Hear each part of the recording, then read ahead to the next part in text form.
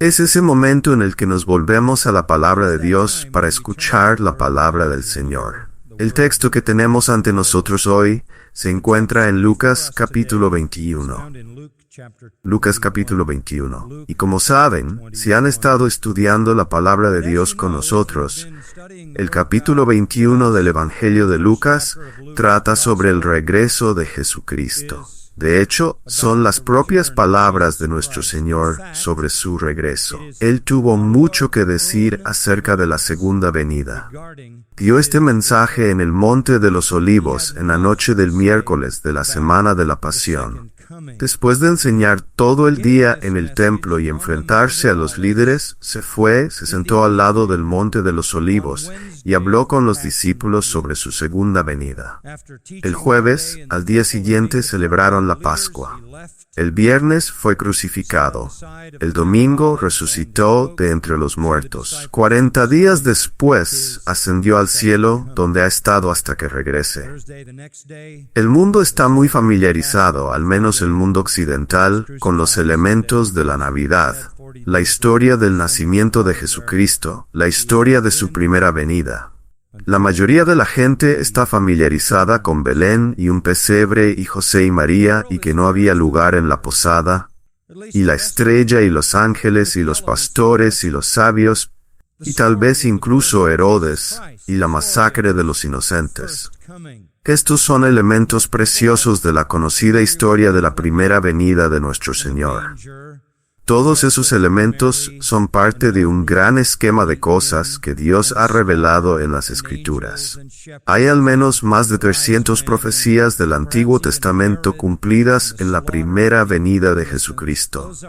Los detalles de su primera venida fueron entonces expuestos en el Antiguo Testamento. También lo fueron los detalles de su segunda venida. De hecho, el Antiguo Testamento en muchos lugares y de muchas maneras describe detalles no cumplidos en su primera venida, que serán cumplidos en su segunda venida. La precisión con la que se cumplieron los detalles de su primera venida valida el Antiguo Testamento y establece la credibilidad de esos detalles profetizados con respecto a su segunda venida. De hecho, la Biblia tiene tanto que decir sobre su segunda venida que esencialmente esta mañana vamos a escuchar de Dios mismo. No dudo en leerles la palabra de Dios. Es la palabra de Dios. Es viva y poderosa, más cortante que cualquier espada de dos filos. Es penetrante, divide el alma y el espíritu. Las intenciones y los pensamientos del corazón se revelan. Es como un fuego, es como un martillo. Quema, destroza, pero también sana y salva. Y mucho de lo que haremos esta mañana será escuchar la misma palabra de Dios concerniente al regreso de Jesucristo. Pero comencemos en Lucas 21 con el versículo 25, y escuchemos lo que Jesús dijo sobre su segunda venida. Entonces habrá señales en el sol, en la luna y en las estrellas, y en la tierra angustia de las naciones, perplejas a causa del bramido del mar y de las olas, desfalleciendo los hombres por el temor y la expectación de las cosas que sobrevendrán en el mundo, porque las potencias de los cielos serán conmovidas. Entonces verán al Hijo del Hombre viniendo en una nube con poder y gran gloria. Cuando estas cosas comiencen a suceder, erguíos y levantad vuestra cabeza, porque vuestra redención está cerca. El Hijo del Hombre viniendo en una nube con poder y gran gloria. Muy diferente de la primera vez que vino en un pesebre con humildad, condescendencia y bajeza. No será así la próxima vez. Y tal vez en el perfecto tiempo de Dios, este sea un gran momento para completar los detalles acerca de su regreso. ¿Cuáles son esos detalles? Bueno, acabamos de leer algunos de ellos. En el versículo 25, habrá señales en el sol, la luna y las estrellas, el bramido del mar y las olas, y las potencias de los cielos serán conmovidas. Aquí tienen un resumen de los elementos que precederán el regreso de Jesucristo. Y este es el propio resumen de nuestro Señor. Estas son sus palabras. Ahora, este es realmente el momento culminante. Esta es la culminación de un largo discurso que comenzó allá en el versículo 8. Y comenzó en respuesta a preguntas que los discípulos estaban haciendo. Las preguntas fueron planteadas principalmente por los apóstoles líderes, que nos son familiares, pero probablemente resonaron en todo el grupo mientras formaban y formulaban su propia versión de la pregunta. Jesús había dicho que iba a morir, que iba a resucitar, que iba a irse, y que regresaría y establecería su reino y gloria. Querían saber cuándo. Entonces, en el versículo 7 le preguntaron diciendo, Maestro, ¿cuándo pues sucederán estas cosas? ¿Y qué señal habrá cuando estas cosas estén por suceder? Paralelo al relato de Lucas sobre este discurso de Jesús está el relato de Mateo, que abarca 2 capítulos, Mateo 24 y 25, y el relato de Marcos en el capítulo 13. Así que tenemos mucho de lo que Jesús dijo en esta ocasión, una respuesta más extensa que a cualquier otra pregunta registrada en el Nuevo Testamento. Pero lo que lo motivó fue la consulta de los discípulos acerca de cuándo vendría y establecería su reino. Mateo 24 registra en el versículo 3 que algunos de los discípulos preguntaron, ¿qué señal habrá de tu venida y del fin del siglo? Entonces estaban formulando la pregunta de diferentes maneras, y Jesús les estaba dando respuestas amplias, repitiéndose y aclarando mientras explicaba las cosas. El compendio de todo lo que dijo está incluido en los 3 relatos de los Evangelios. Ahora, al observar los versículos 25 al 28 y contemplar el mismo evento de su regreso, será útil dividirlo en partes manejables. Y quiero hacer esto usando una palabra clave. La primera palabra es secuencia. Secuencia. Esa palabra nos ayuda a comenzar a entender. El versículo 25 dice, y habrá. Ahora detente ahí por un momento. El inicio nos impacta. Es una conexión. Nos indica que esto está en una secuencia. Por eso nuestra primera palabra es de hecho secuencia. Nos lleva hacia atrás. ¿Qué vino antes de esto? Bueno, si has estado aquí, sabes que vino antes. Cuando se hizo la pregunta, ¿cuál será la señal de tu venida y qué indicará que estas cosas están por venir?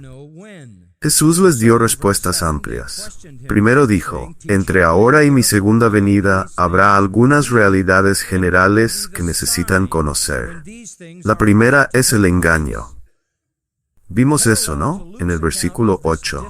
Vendrán personas en su nombre, pretendiendo ser Cristo o representar a Cristo, o representar el cristianismo, quienes engañarán a las personas.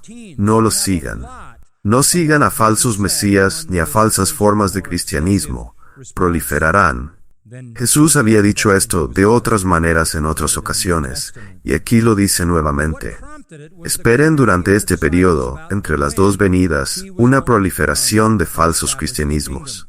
Y de hecho, hemos visto eso al grado que hay más falsos cristianismos en el mundo que verdaderos. Hay más falsos representantes de Cristo que verdaderos. Hay más falsos cristianos que verdaderos cristianos. Esto, de hecho, ha sucedido. Está escalando. Está creciendo. Las formas falsas de cristianismo están creciendo y creciendo. Continuarán floreciendo, alcanzando su ápice justo antes de que el Señor regrese en formas finales de un cristianismo apóstata descrito en el libro de Apocalipsis, así como en algunas de las epístolas del Nuevo Testamento. La segunda cosa que nuestro Señor dijo que esperaran eran desastres. No solo engaños, sino desastres. Habrá grandes terremotos, plagas, hambrunas, terrores. Esto tiene que ver con todo lo que no está específicamente ya listado en términos de clima, catástrofes terrestres, desastres naturales, etc. Grandes señales del cielo. Esto es una indicación de las calamidades y las guerras que caracterizarán la historia humana y que continuarán envolviendo al mundo, escalando y empeorando al final. La tercera cosa que dijo nuestro Señor que esperaran en este amplio periodo entre las 2 venidas es una escalada de la persecución.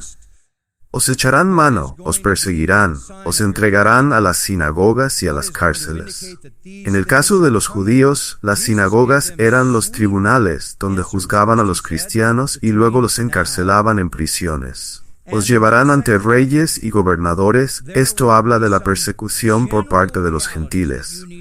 El versículo 17 dice, seréis odiados por todos a causa de mi nombre. Esto es lo que deben esperar. Esperen falsas formas de cristianismo que me malinterpreten y distorsionen la verdad.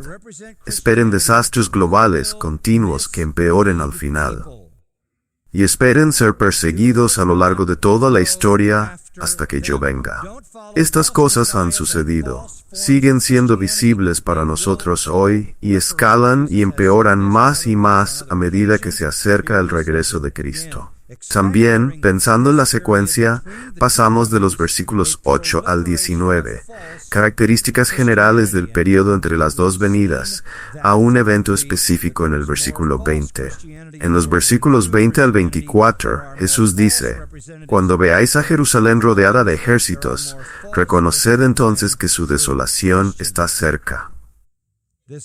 Esto indicará, en el versículo 22, que los días de venganza, un término del Antiguo Testamento que habla del día del Señor y de la venganza de Dios, han comenzado.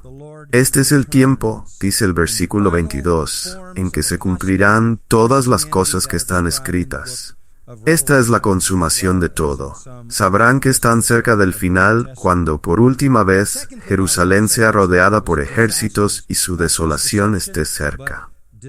Mateo y Marcos añaden a esto al decirnos que lo que desencadena esto se llama la abominación desoladora, mencionada por el profeta Daniel 3 veces, que es una profanación del lugar santo en un templo reconstruido que los judíos están usando para adorar a Dios, en el cual el anticristo establecerá un ídolo de sí mismo y exigirá que todo el mundo lo adore.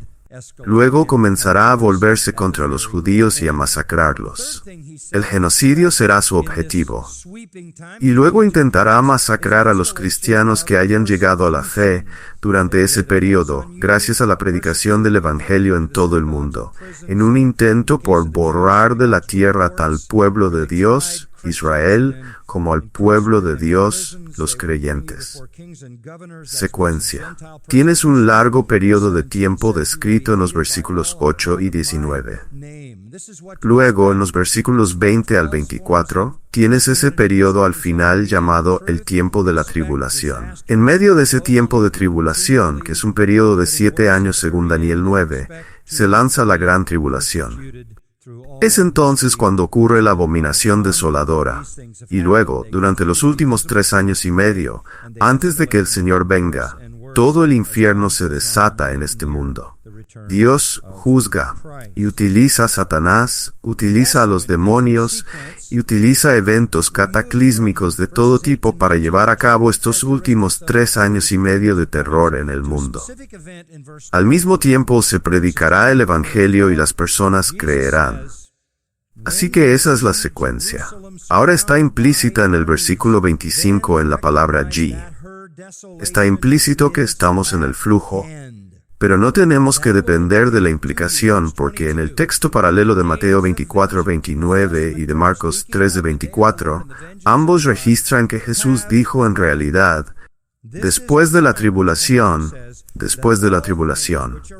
Así que, cuando esa tribulación llegue a su culminación, cuando llegue a su fin, estas señales en el sol, la luna y las estrellas ocurrirán. Suceden en una ráfaga al final del tiempo de tribulación, justo antes de que Cristo regrese. Marcos nos dice que nuestro Señor llamó a este futuro un tiempo de tribulación. Mateo nos dice que lo llama un tiempo de gran tribulación. Y ambos dicen que es algo que el mundo nunca ha visto ni imaginado en su horror. Así que esa es la secuencia.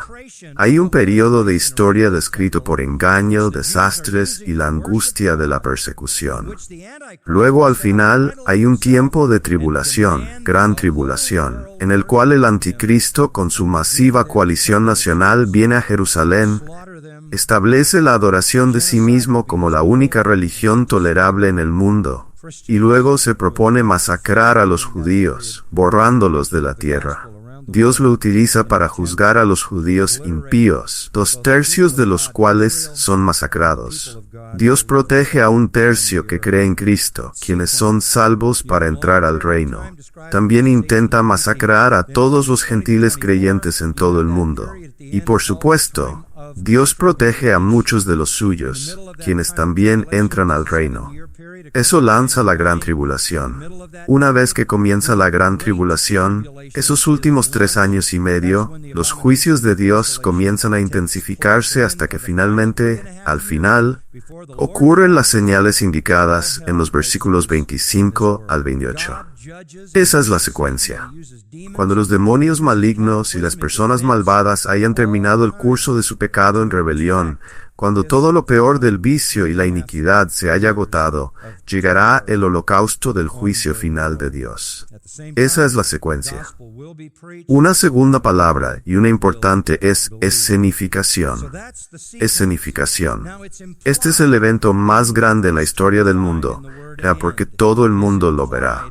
Solo unas pocas personas vieron a Jesús en su primera venida. Su madre, su padre, algunos pastores, quizás algunas personas relacionadas con el pueblo de Belén, solo unos pocos. La segunda vez que venga, todos en la faz de la tierra lo sabrán. Este es el evento más grande y más extendido en la historia del mundo, y Dios establecerá el escenario, presentará el trasfondo. La escenificación está indicada en los versículos 25 y 26. Habrá indicaciones claras en el mundo de que esto está por suceder. Ahora quiero que piensen conmigo sobre la venida real de Jesús por un momento. Así que miren Hechos 1:9. Y luego quiero retroceder desde allí para establecer el escenario. En Hechos 1:9, Lucas, quien también escribió Hechos, dijo esto: Después de que Jesús hubo dicho estas cosas, fue alzado, y mientras ellos lo veían, una nube lo recibió y lo ocultó de su vista. Y mientras miraban fijamente al cielo mientras él ascendía, he aquí, 2 hombres vestidos de blanco estaban junto a ellos. Aquí están en el monte de los olivos, y de repente Jesús asciende, física, literalmente, corporalmente, sube y entra en una nube y desaparece. Y ellos miran fijamente atónitos. Aparecen 2 ángeles y dicen esto en el versículo 11. Varones Galileos, de donde eran los discípulos, ¿por qué estáis mirando al cielo? Lo cual puede parecer una pregunta tonta. ¿Dónde estarías mirando si alguien acaba de despegar? Pero es el verbo mirar el que da la percepción. Tiene que ver con una mirada fija, lo que implica mucho más que simplemente ver algo. Estaban perdiendo al ser más precioso, y su mirada era una mirada seria e intensa. Este mismo Jesús, que ha sido tomado de vosotros al cielo, vendrá de la misma manera como le habéis visto ir al cielo. Lo vieron subir, el mundo lo verá descender. Subió en una nube, volverá en una nube. Subió desde el monte de los olivos, bajará al monte de los olivos. Segunda de Tesalonicenses capítulo 1, versículos del 5 al 10. El tema aquí, según el versículo 5, es el justo juicio de Dios. Según el versículo 6, Dios va a retribuir a aquellos que han afligido a sus hijos y les dará alivio. Luego en el versículo 7 dice: El Señor Jesús se revelará desde el cielo con sus poderosos ángeles en llama de fuego, dando retribución a los que no conocen a Dios y a los que no obedecen el Evangelio de nuestro Señor Jesús. Estos sufrirán el castigo de eterna destrucción, excluidos de la presencia del Señor y de la gloria de su poder, cuando venga en aquel día para ser glorificado en sus santos y admirado entre todos los que han creído. Aquí encontramos que cuando Él venga, vendrá en una nube, pero también vendrá en llama de fuego.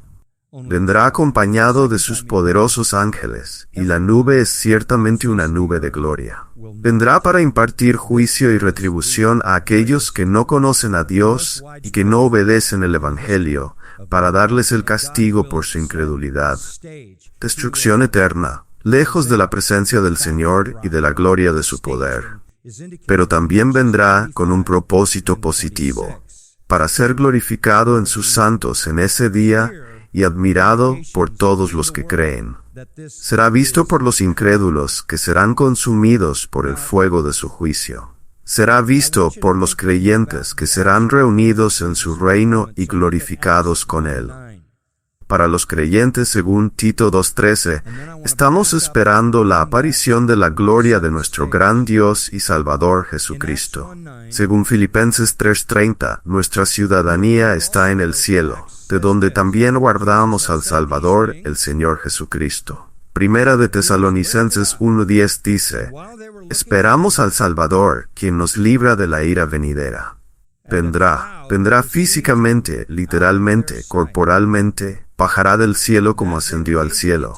Pero esto debe ser preparado. Y la esencia es que antes de que venga, el universo se volverá oscuro, y de esa oscuridad aparecerá Cristo en una gloria resplandeciente, la nube de su propia gloria, llama de fuego en juicio para establecer su reino. Preparación. Veamos la preparación en el versículo 25. Él dice a estos hombres, habrá señales en el sol, la luna y las estrellas. Dice, habrá bramido del mar y de las olas. Y en el versículo 26, las potencias de los cielos serán conmovidas, y luego, después que se establezca ese escenario, veréis al Hijo del Hombre. Grandes catástrofes cósmicas con consecuencias inimaginables. Esto es un infierno ambiental que se describe aquí. Y puede ser difícil para nosotros comprenderlo, pero déjenme simplificarlo un poco. Una vaga idea de cómo podría ser puede extraerse de una descripción que encontré de un científico que intentaba advertir al mundo sobre la posibilidad de ser bombardeados por cuerpos celestes. ¿Qué podría suceder, por ejemplo, si una estrella errante se acercara demasiado a la Tierra? ¿Qué podría suceder si un planeta errante se acercara demasiado a la Tierra? ¿Qué podría suceder si una luna errante se acercara demasiado al planeta o cualquier otro objeto errante del espacio se acercara a la Tierra? No necesariamente golpeando la Tierra, pero acercándose lo suficiente como para alterar el delicado equilibrio de la Tierra. Un científico llamado Velikovsky dijo que si algo se acercara mucho a la Tierra, podría causar que ésta se inclinara unos pocos grados sobre su eje. Está tan perfectamente alineada en ese eje que incluso la inclinación más pequeña podría producir esto. Aquí está su descripción. En ese momento, un terremoto haría temblar la Tierra. El aire y el agua seguirían moviéndose por inercia. Huracanes azotarían la tierra. Los mares se precipitarían sobre los continentes llevando grava, arena y animales marinos, arrojándolos sobre la tierra. Se desarrollaría calor, las rocas se derretirían. Los volcanes entrarían en erupción. La lava fluiría de las grietas en el suelo fracturado, cubriendo vastas áreas de tierra.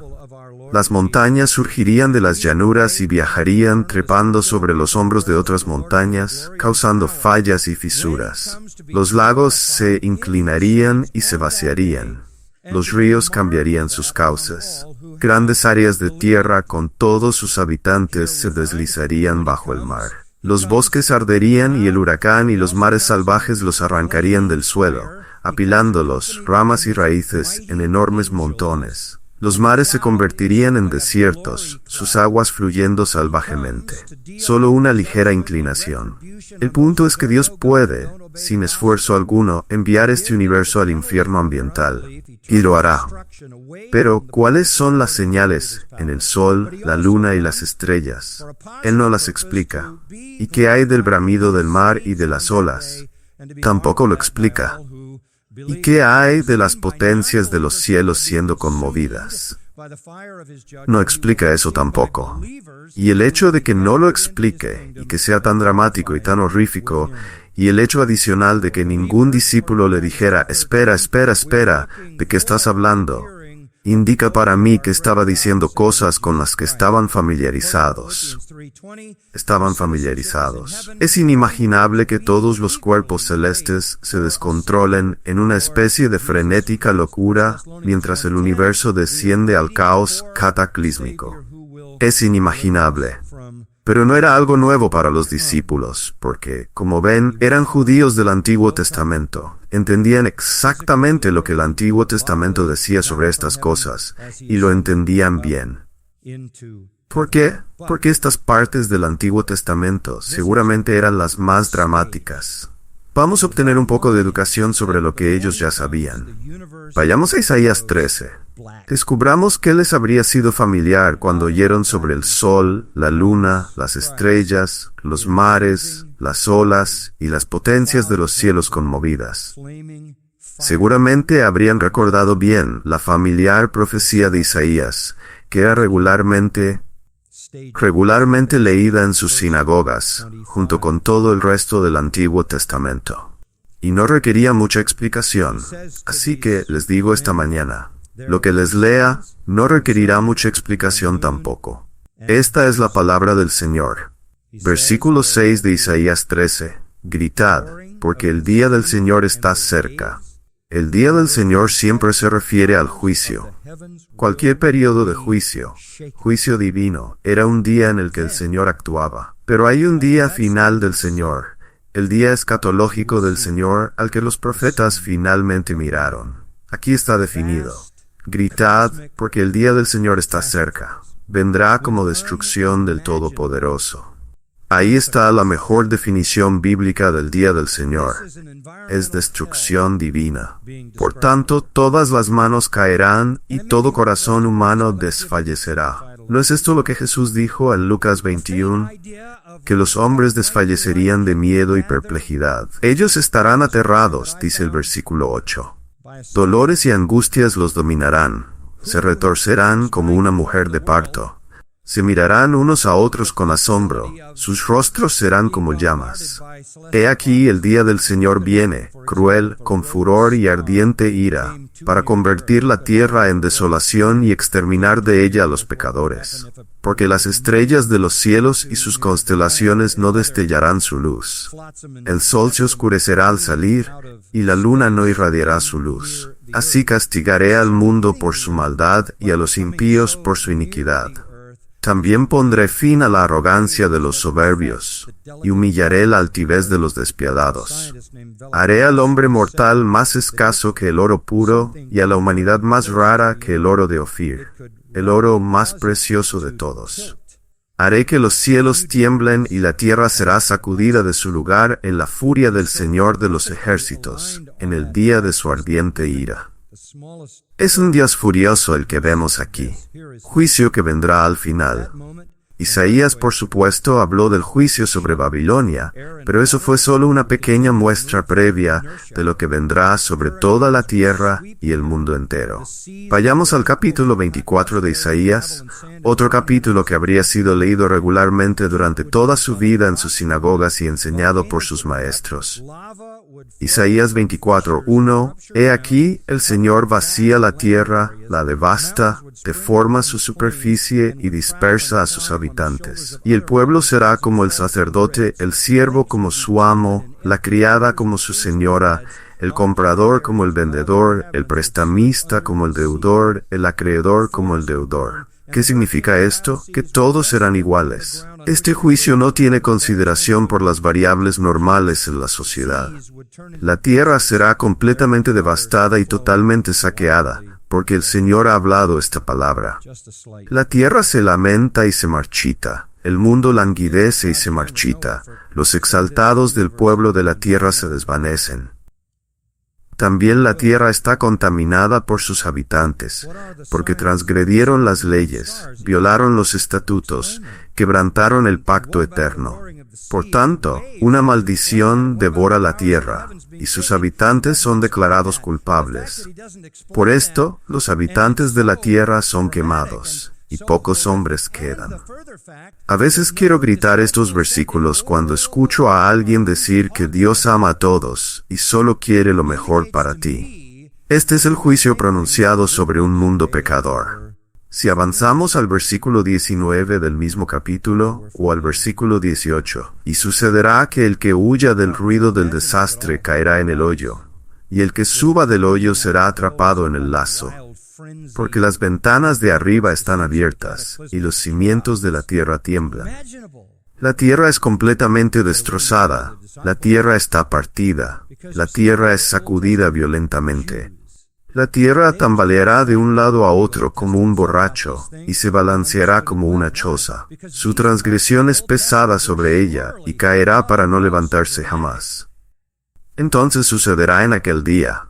El Señor castigará a los ejércitos de los cielos, es decir, a los demonios malvados, ángeles caídos, y a los reyes de la tierra. Los ángeles en las alturas serán castigados, los reyes en la tierra serán castigados. Serán reunidos como prisioneros en una mazmorra, confinados en prisión, y después de muchos días serán castigados.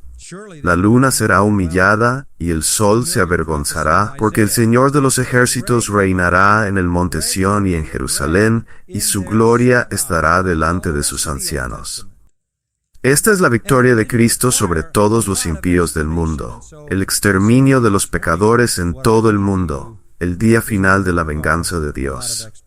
El fenómeno es exactamente lo que nuestro Señor habló. Vayamos al capítulo 2 de Joel. Joel capítulo 2. Ese segundo capítulo de Joel comienza con un llamado al juicio. Tocad trompeta en Sión, y dad alarma en mi santo monte. Temblarán todos los habitantes de la tierra, porque viene el día del Señor, porque está cercano, día de tinieblas y oscuridad, día de nubes y densa niebla. Como la aurora que se extiende sobre los montes, así viene un pueblo grande y fuerte. Nunca ha habido nada semejante, ni después de él lo habrá en los años de muchas generaciones. Es un tiempo terrible, el más terrible. Bajemos al versículo 10. Delante de ellos tiembla la tierra, se estremecen los cielos, el sol y la luna se oscurecen, y las estrellas pierden su resplandor. La imagen es vívida. Bajemos al versículo 30 del capítulo 2. Y mostraré prodigios en los cielos y en la tierra, sangre, fuego y columnas de humo. El sol se convertirá en tinieblas y la luna en sangre, antes de que venga el día grande y terrible del Señor. Y sucederá que todo aquel que invoque el nombre del Señor será salvo, porque en el monte Sión y en Jerusalén habrá salvación, como el Señor ha dicho, y entre los sobrevivientes estarán los que el Señor llame. Habrá personas salvadas, rescatadas y llevadas a su glorioso reino. El capítulo 3 identifica esto aún más específicamente, incluso con el tiempo del fin. He aquí, en aquellos días y en ese tiempo, cuando yo restaure el bienestar de Judá y Jerusalén, mirando al final cuando Él cumpla todas sus promesas con ellos, reuniré a todas las naciones y las haré descender al valle de Josafat, y allí entraré en juicio con ellas en favor de mi pueblo y mi heredad Israel. Luego en el versículo 15, en ese juicio habrá multitudes, multitudes en el valle de la decisión, porque cercano está el día del Señor en el valle de la decisión. El sol y la luna se oscurecerán y las estrellas perderán su resplandor. El Señor rugirá desde Sión y hará oír su voz desde Jerusalén, y los cielos y la tierra temblarán. Pero el Señor será refugio para su pueblo y fortaleza para los hijos de Israel. Entonces sabréis que yo soy el Señor vuestro Dios. Y después de este holocausto viene el reino. Y el versículo 18 dice, en aquel día, los montes destilarán vino dulce, las colinas fluirán con leche, todas las fuentes de Judá fluirán con aguas. Saldrá un manantial de la casa del Señor y regará el valle de Sittim, etc.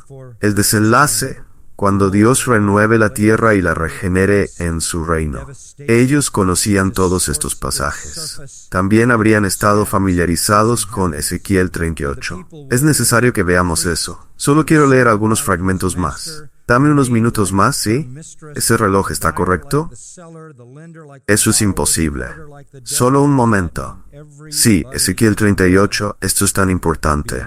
Ezequiel 38, versículo 19. Mirando a este juicio futuro, en mi celo y en el fuego de mi ira, declaro que en aquel día ciertamente habrá un gran terremoto en la tierra de Israel. Los peces del mar, las aves del cielo, las bestias del campo y todos los hombres que están sobre la faz de la tierra temblarán ante mi presencia. Las montañas serán derribadas, los acantilados se desplomarán, y cada muro caerá al suelo. Y llamaré por la espada contra él en todos mis montes, declara el Señor Dios. La espada de cada hombre estará contra su hermano, y con pestilencia y con sangre entraré en juicio con él. Haré llover sobre él y sobre sus tropas, y sobre los muchos pueblos que están con él, una lluvia torrencial, granizo, fuego y azufre. Me engrandeceré, me santificaré y me daré a conocer en la vista de muchas naciones, y sabrán que yo soy el Señor. Ageo, un pequeño libro de 2 capítulos del profeta Ageo, capítulo 2, versículos 6 y 7, familiar para ellos. Así dice el Señor de los ejércitos: una vez más dentro de poco haré temblar los cielos y la tierra, el mar y la tierra seca. Haré temblar a todas las naciones, y vendrán con las riquezas de todas las naciones, y llenaré esta casa de gloria, dice el Señor de los ejércitos. Él tomará el botín del mundo después de sacudirlo y destruir a los impíos, y tendrá derecho a todo eso.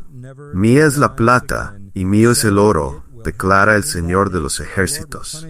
Sofonías, otro pequeño libro profético, capítulo 1, versículo 14. Cercano está el gran día del Señor, cercano y viene muy deprisa. Escucha, el día del Señor. El día de la ira es aquel día de angustia y aflicción, día de destrucción y desolación, día de tinieblas y lobreguez, día de nubes y densas tinieblas, día de trompeta y de estruendo contra las ciudades fortificadas y contra las altas torres de las esquinas. Traeré angustia sobre los hombres, y andarán como ciegos, porque han pecado contra el Señor. Su sangre será derramada como polvo, y su carne como estiércol. Ni su plata ni su oro podrán librarlos en el día de la ira del Señor.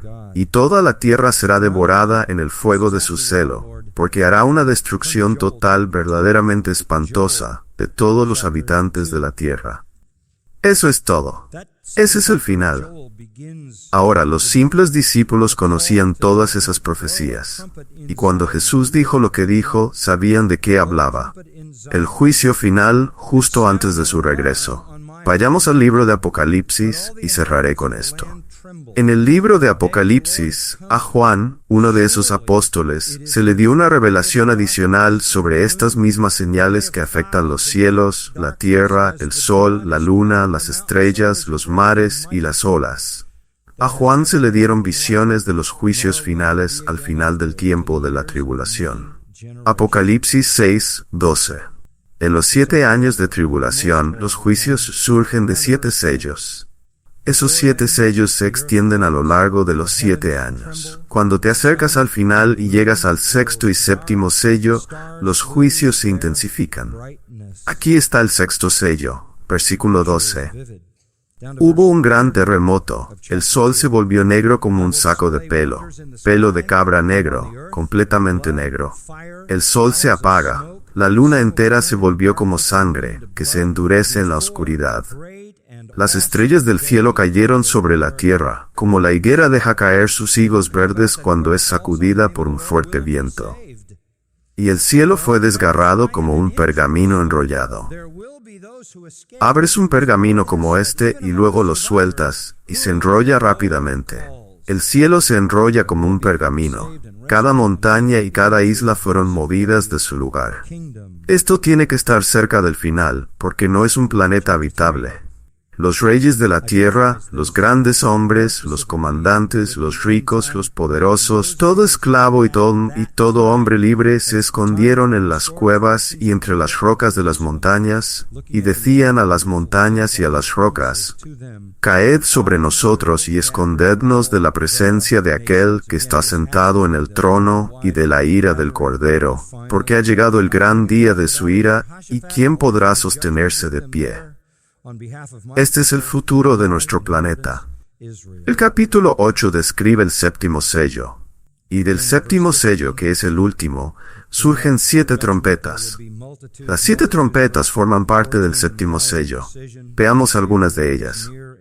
Bajemos al versículo 5, o versículo 6, y los 7 ángeles que tenían las 7 trompetas se dispusieron a tocarlas. El primero tocó la trompeta, y hubo granizo y fuego mezclados con sangre, y fueron lanzados sobre la tierra. La tercera parte de la tierra se quemó, la tercera parte de los árboles se quemó, y toda la hierba verde se quemó. El segundo ángel tocó la trompeta, y algo como una gran montaña ardiendo en fuego fue arrojado al mar. La tercera parte del mar se convirtió en sangre. La tercera parte de las criaturas que estaban en el mar y tenían vida murió, y la tercera parte de los barcos fue destruida. El tercer ángel tocó la trompeta, y cayó del cielo una gran estrella, ardiendo como una antorcha, y cayó sobre la tercera parte de los ríos y sobre las fuentes de las aguas. Y el nombre de la estrella es Ajenjo, y la tercera parte de las aguas se convirtió en ajenjo, y muchos hombres murieron a causa de las aguas porque se habían vuelto amargas. El cuarto ángel tocó la trompeta, y fue herida la tercera parte del sol, la tercera parte de la luna, y la tercera parte de las estrellas, para que la tercera parte de ellos se oscureciera, y el día no brillara en una tercera parte, y la noche de igual manera. Esto es horrífico, la extinción gradual del sol, la luna y las estrellas.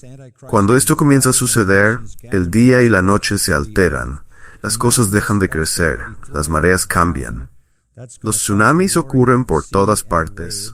Si piensas que eso es malo, ay, ay, ay de los que habitan en la tierra, a causa de los otros toques de trompeta que los tres ángeles están a punto de sonar.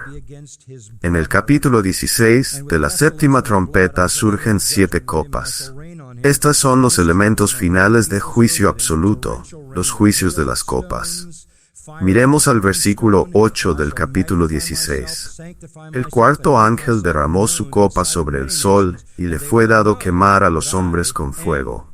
Y antes de que el sol se apague, de alguna manera Dios aumenta su calor. Los hombres fueron quemados con un calor intenso, y blasfemaron el nombre de Dios que tiene poder sobre estas plagas, pero no se arrepintieron para darle gloria. El quinto ángel derramó su copa sobre el trono de la bestia, y su reino se cubrió de tinieblas, y mordían sus lenguas de dolor. Intenso calor, y luego oscuridad. Blasfemaron nuevamente al Dios del cielo por sus dolores y sus llagas, pero no se arrepintieron de sus obras. Pasemos al versículo 17. El séptimo ángel. Esta es la copa final de la trompeta final del sello final. Derramó su copa en el aire y salió una gran voz del templo del trono que decía, hecho está. Y hubo relámpagos, voces y truenos, y un gran terremoto, tal como no lo ha habido desde que los hombres existen sobre la tierra, un terremoto tan grande, tan poderoso. La gran ciudad se dividió en 3 partes, y las ciudades de las naciones cayeron. Y Babilonia la grande fue recordada delante de Dios, para darle el cáliz del vino del furor de su ira. Y toda isla huyó, y los montes no fueron hallados. Y cayeron del cielo sobre los hombres grandes granizos como del peso de un talento, y los hombres blasfemaron a Dios por la plaga del granizo, porque su plaga fue extremadamente grande. Entonces, las visiones de Juan, las palabras de Jesús, coinciden perfectamente con la profecía del Antiguo Testamento. Esta es la preparación. Todo el universo en caos y en oscuridad total. Y en medio de eso viene Cristo. Y veremos eso la próxima vez. Inclina tu cabeza conmigo por un momento. La parte triste de esto es que habrá personas que hayan vivido durante la tribulación en el futuro, hayan escuchado el Evangelio predicado en todo el mundo en ese tiempo, hayan visto a Israel arrepentirse, hayan visto a gentiles de cada lengua, tribu, pueblo y nación arrepentirse y venir a la salvación.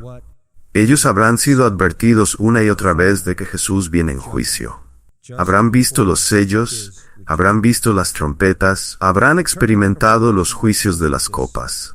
Y aun cuando llegue el final, seguirán blasfemando al Dios del cielo. Si piensas que de alguna manera puedes simplemente esperar hasta que todo eso comience y entonces venir a Cristo, podrías terminar entre los blasfemos. Este es el día de la salvación. Este es el día del arrepentimiento. Este es el tiempo de abrazar a Cristo. Padre, gracias una vez más por decirnos estas cosas. Nos das estas advertencias. Nos presentas esto de manera inequívoca para que podamos saber lo que viene. No hay misterio sobre el futuro de este planeta. No hay misterio sobre cómo todo llegará a su fin. Todo es claro y repetido. Que vivamos a la luz de esto. Y como escuchamos en la música, que sepamos que este es el tiempo de gracia, esta es la hora de la salvación, este es el tiempo para que tomemos esta maravillosa realidad de Cristo, quien vino al mundo para morir por nuestros pecados, para resucitar por nuestra justificación, y proclamemos ese mensaje a lo largo y ancho.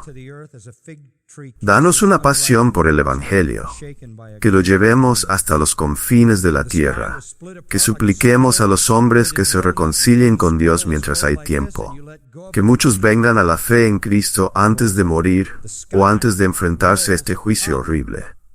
Y para aquellos de nosotros que ya te pertenecemos, esperamos ese momento secreto en el que nos lleves de este mundo y nos libres del tiempo de la tribulación venidera, y nos recompenses en las bodas del Cordero.